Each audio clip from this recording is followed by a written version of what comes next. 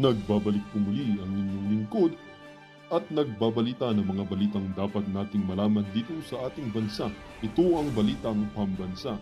Atin ngang matutunghayan sa channel na ito kung ano ang nangyayari sa loob ng ating gobyerno at syempre tumutulong na rin sa ating mga mamamayan na malaman ang katotohanan dahil mayroon tayong karapatan na malaman ang tunay na nangyayari sa ating bansa.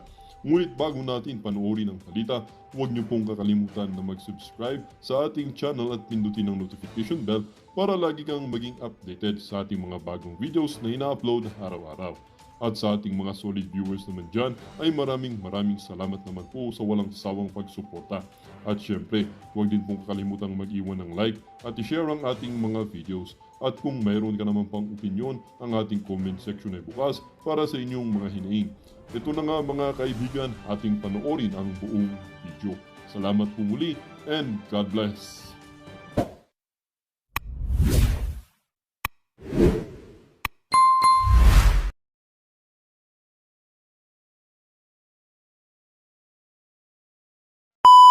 Sorry. Para ipaalam sa buong bayan.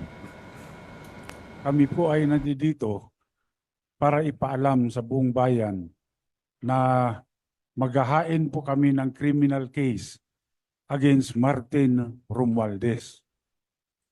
Sa kadahilanan po na siya po ay may ginawang krimen dito sa budget ng 2025. Malaking halaga po yung ipinasok nila na hindi po inaprubahan ng Kongreso. Hindi po ito ang napagkasunduan sa Bicameral Committee at nagulat na lang kami lahat nung makita namin kung bakit yung pong in-email sa amin na Bicam report, may mga blanco po rito. Ngunit, nung pinirmahan ng presidente, kumpleto na. At nung tinignan namin kung magkano yung ipinasok nila na halaga, ito po ay nagkatotal ng 241 billion. Ngayon po, ewan ko kung matatawag natin na typographical error yan o grammatical error. Napakalaki po ng halaga. 241 billion. Wala pong ganung halaga ang inaprubahan ng Bicam.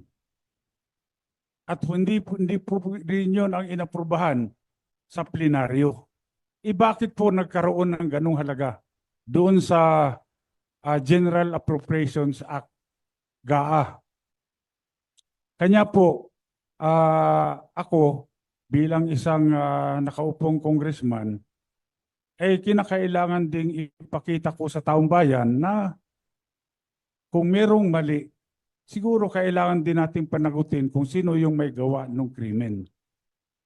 At dito, dahil po ilang araw na kaming nag-request ng kopya ng enrolled bill, hanggang ngayon po tinatago nila sa amin yan. Hindi po nire-release ang enrolled bill ng House of Representatives. Ako nagpapasalamat sa lahat na kayo po ay nandito ngayon at upang malaman po, tulungan nyo kami para malaman ng sambayanan kung ano pong mga kalukuhan ang ginagawa dyan sa Kongreso. Tama po yung sinabi ni former Speaker Bebot Alvarez. No? Kasi maliwanag naman na dapat yung Bicameral Conference Committee report. Tama po yung sinabi ni former Speaker Bebot Alvarez. No? Kasi maliwanag naman na dapat yung Bicameral Conference Committee report ay i-approve yan ng House at i-approve din yan ng Senate. Maraming blanco doon sa lumabas na mga dokumento.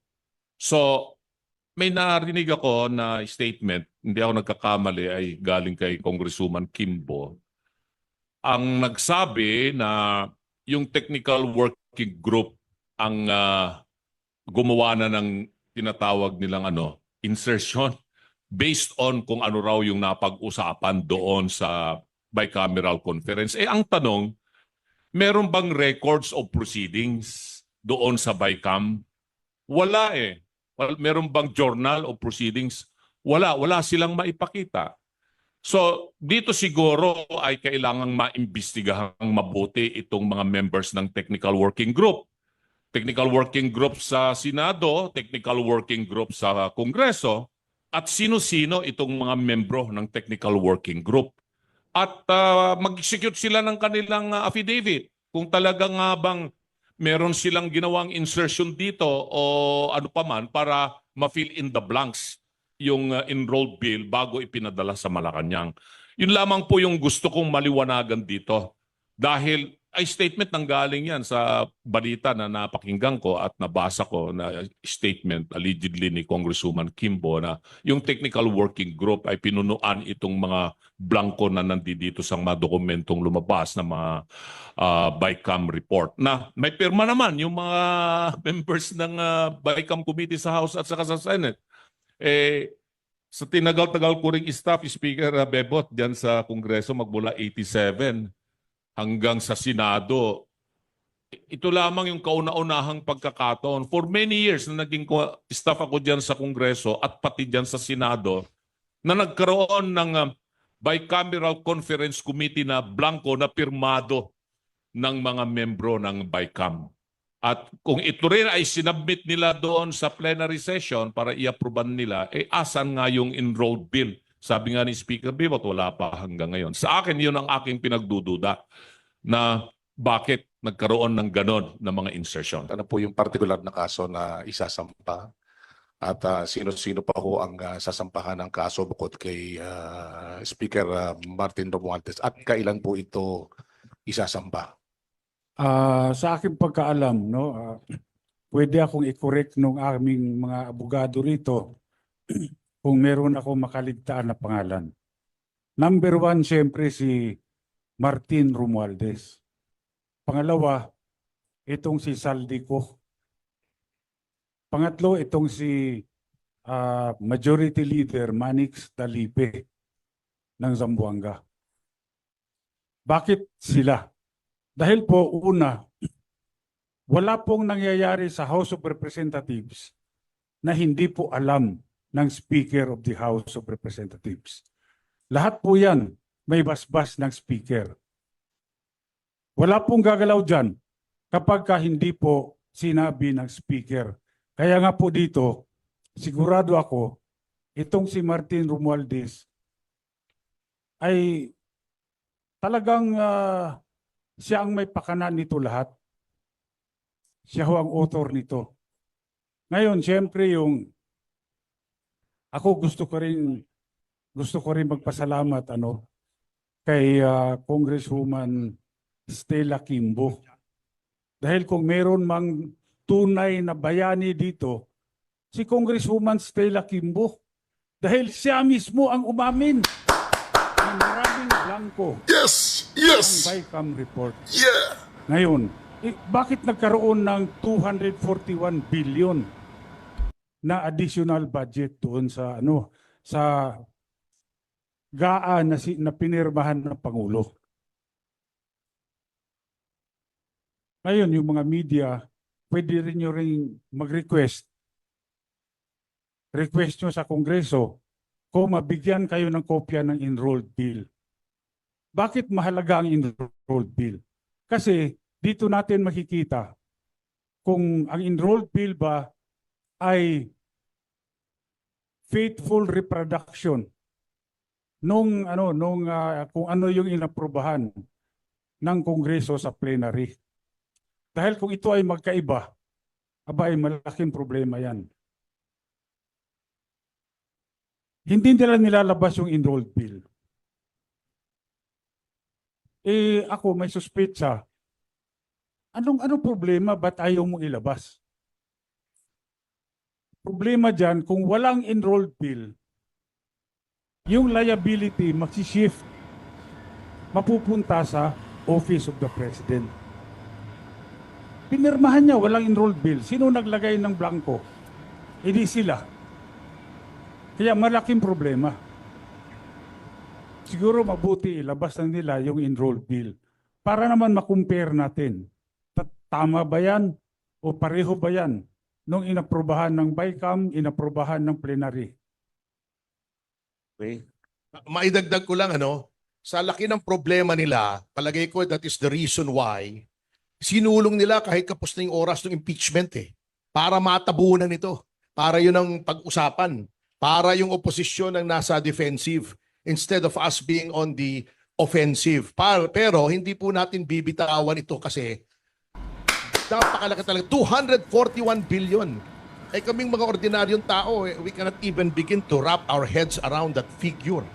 241. Kaya kami ni Mr. Magpantay sa Citizens Crime Watch, we joined hands with Speaker, with Attorney Raul Lambino, with Attorney Jimmy Bondoc para isulong po ito at sa Monday po ay ipafile po namin sa City Prosecutor's Office ng Quezon City itong criminal case na ito because this is falsification of legislative documents which is a crime.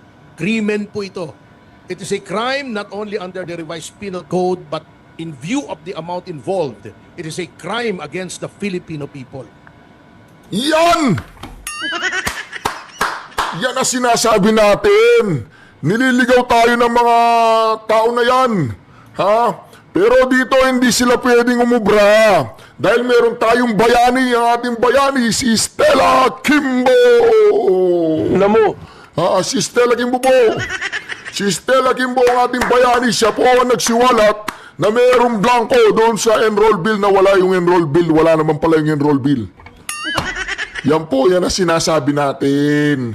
Gusto nilang iligaw ang usapan patungkol sa bicameral committee report. Siyempre magre-react po tayo doon sa impeachment. Alam naman po natin walang pupuntahan yung impeachment na yan. Kasi, imagine po ninyo, in-impeach si VP Sara Duterte.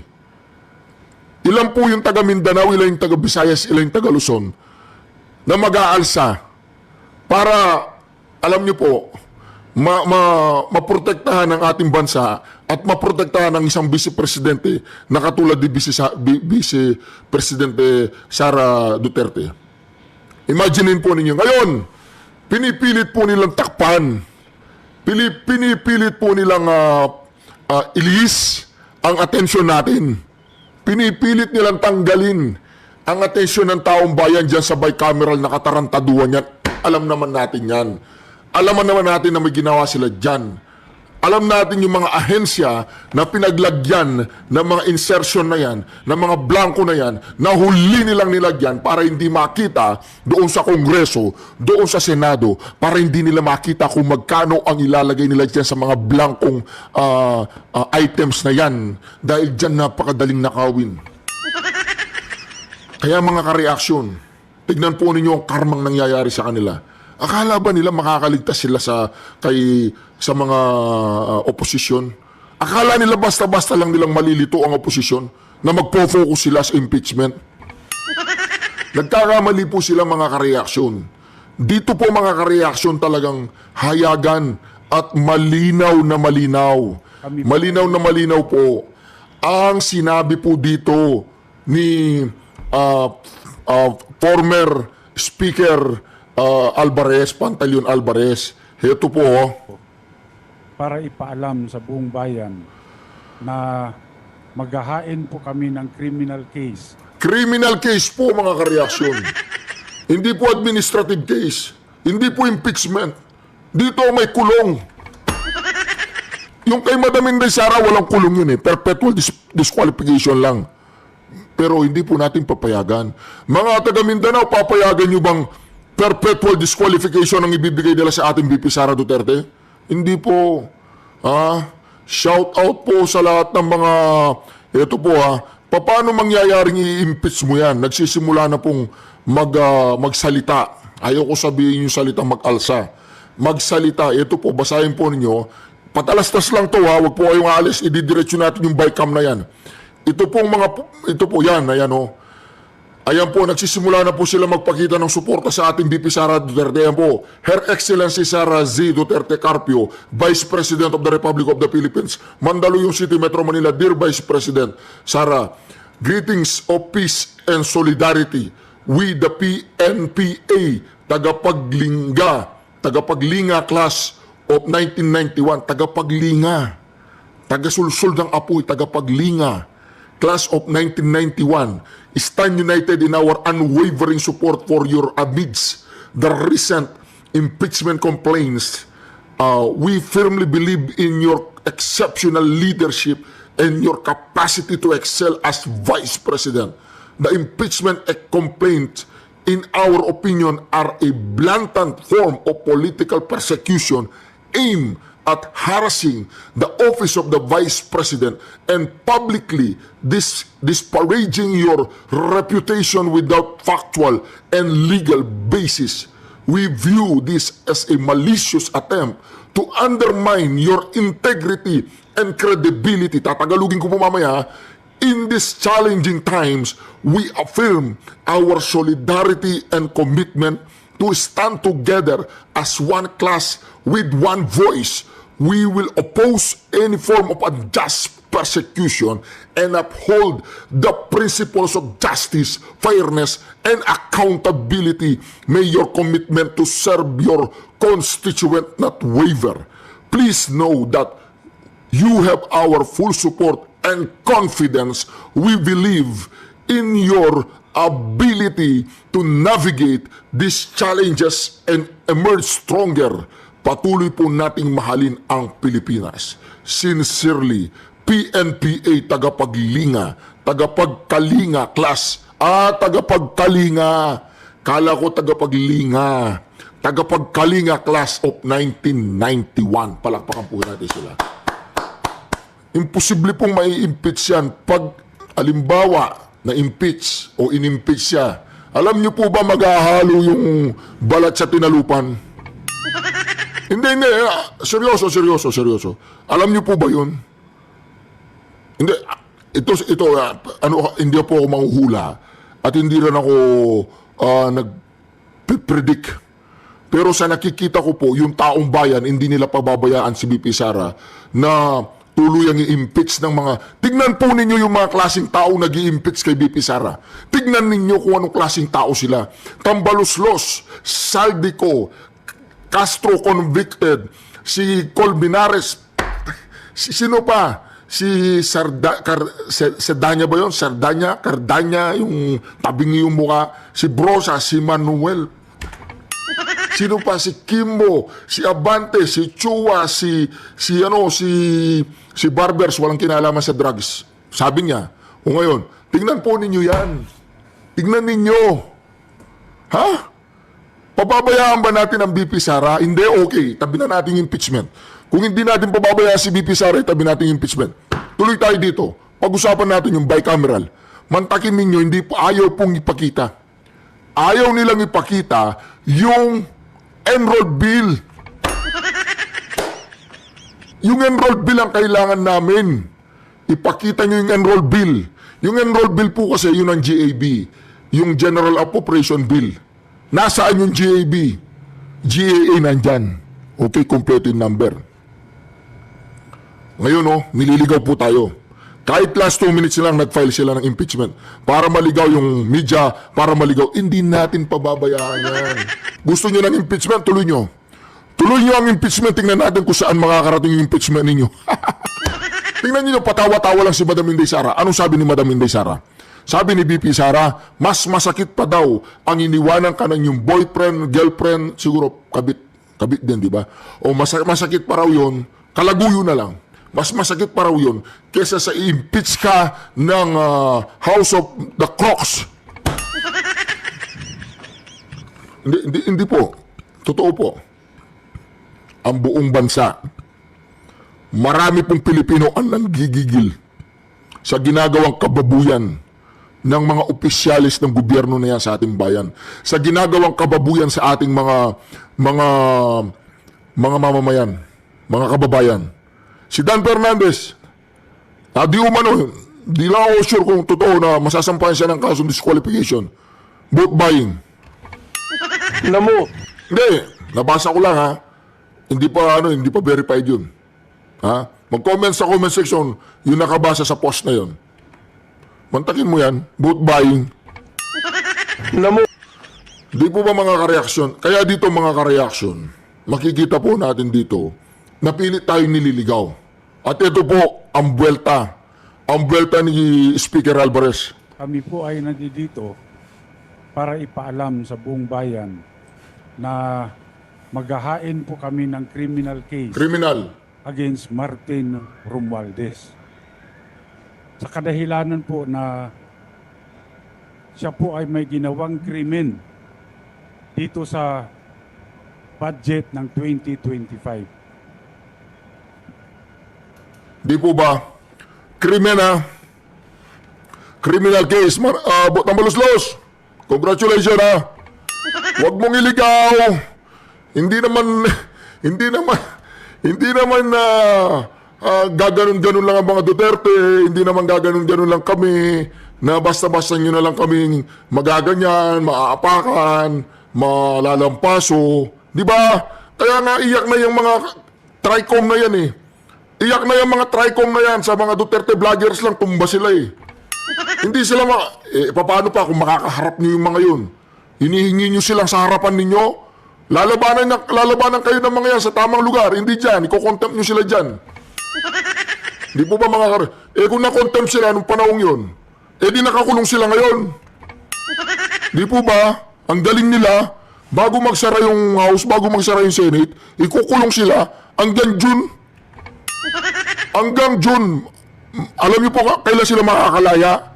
Alam niyo kung kailan sila makakalaya? Pagkatapos ng June 12. Pag nagpalit na ng mga opisyales.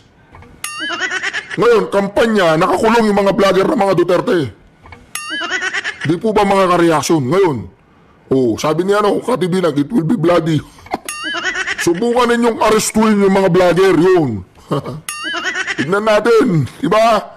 Mga kareaksyon, dito nakikita natin ang talagang pagliligaw ng mga kampon ng kadiliman. Sino kaya ang sinasabi ni Tambaluslos ng kampon ng kadiliman? Ha? Sinong kampon ng kadiliman, Tambaluslos? Sinong kampon ng kadiliman? Diba? Sino yung magnanakaw dyan sa House of the Representative? Sino yung magnanakaw? Hindi kayo nabubusog.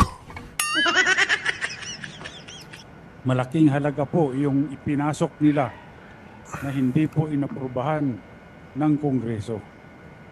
Hindi po ito ang napagkasunduan sa Bicameral Committee at nagulat na lang kami lahat nung makita namin kung bakit yung pong in-email sa amin na Bicam report, may mga blanco po rito.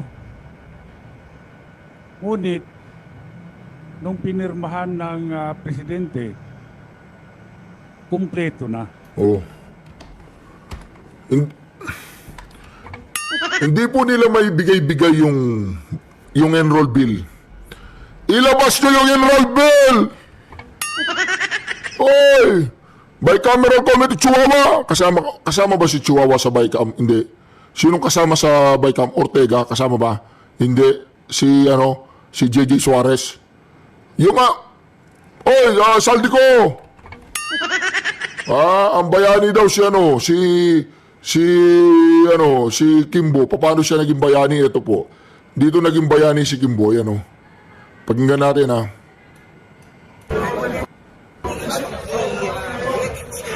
So lahat naman po ng gusto ko na pagpapaliwala ay nakasulat na po sa ating in fact, it's just a of the previous statements by Executive Secretary, by Secretary Nina, kakantaman ng DBM, by President and the President himself. So basically, ang sinasabi naman natin is wala pong problema sa ating 2025 CTA. Legal siya. It is legal. It is enforceable. It is valid. Dahil Wala daw pong problema sa ating GAA. Legal siya. It is fully enforceable. It is valid. Sa tingin po ba ninyo yung pagmumukha ni Stella Kimbong yan, hindi po siya sinungaling. ang gandang thumbnail yan. Gagamitin kong thumbnail. Ay, Kimbo. Sa tingin po ba ninyo yung pagmumukha niya, hindi siya nagsisinungaling? Yun daw GAA. It is legal. It is valid. It is legal. It is valid. O, asan yung yung enroll bill? Asan yung enroll bill?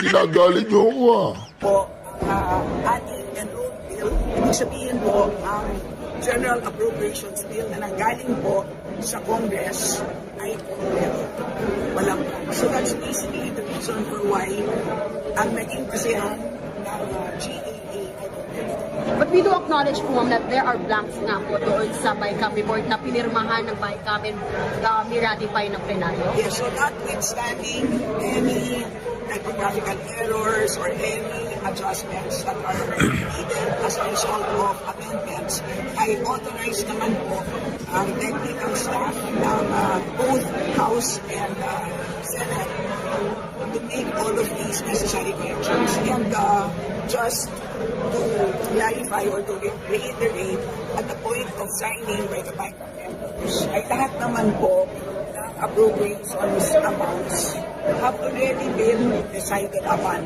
Ibig sabihin, lahat po ng naging corrections sa ating technical staff, lahat po yan ay ministerial na lamang. Ibig sabihin, calculator activity na lang po. So, wala na po silang discretion dahil lahat po ay decided na po by the BICAM members at the point of signing. Considered typographical error daw po yung pag-fill in the blanks ng mga amount? There are some na typographical error. Dahil hindi pa doon ay makikita naman because the enrolled bill is available for the perusal of the public. Nasa archives na po. So computation na kumbaga po, yung sinasabi yung numbers kaya wala doon. Kasi O, nasa archive daw yung enroll bill. Speaker Alvarez, nasa archives daw yung enroll bill. sa omnibus motion po, hindi allowed yung paglagay ng numbers, kumbaga, dahil lang po siya hindi siya error, hindi siya mistakes, di ba? And there is another omnibus provision doon sa BICAM na in case na magkaiba po ang version ng printed at saka ng BICAM report, ang mag-prevail po is the printed version. Since when po itong practice na ito, Suprema, ano po masasabi ko? Ay salita na po dyan si Senate President. Sinabi naman yan na ang batas lang po ang natadala sa Supreme Court. Malaya naman po ang Since when pa po itong practice na nag-ratify po tayo ng BICAM report na may mga blanco po sa budget? Since when? Which Congress pa po nag-start? itong omnibus provision ay lagi pong nandyan. Ito po allowing our technical staff or being given the authority to make necessary corrections. Lagi pong nandyan yan. Taon-taon. Sino yun? Sino yung mga yun? Corner na po dito ang mga animal. Corner na ito. Pagyan natin to ha. Pag-aralan po natin to mga reaction ha. Para sa examination natin, ipapasa tayo. Tingnan po natin to. Itong mga to, niloloko tayo ng mga to ha. Akala nila wala tayong utak katulad nila. Ito po. Tingnan po natin ito mga reaction ha. Ang ayos kayo ha.